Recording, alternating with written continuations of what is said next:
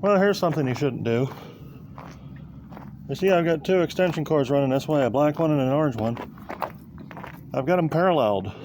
You see, this electrical box has got two cords sticking out of it. One plugging into the black extension cord, and the other one plugged into a multi-tap into the orange one. And then into my grinder and the lights and everything else. So I'm going to weld off of that. It's worked pretty good in the past. I think it'll work better when I'm on DC, because it just general DC welding on this thing works a lot better than AC. So we're going to give it a shot and see how it works. Hopefully it'll be alright.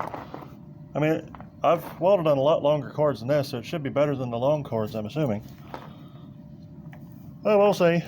But yeah, that's I couldn't get a proper extension cord because my debit card got skimmed, and it's going to take the bank like 2 weeks to issue a new one, which is stupid. So I just kind of built a doohickey out of stuff I had laying around. It lets parallel two smaller extension cords, and hopefully she'll work. I mean, it did before, so it should do it again. Physics haven't changed, I assume. Well, wish me luck. See yous later.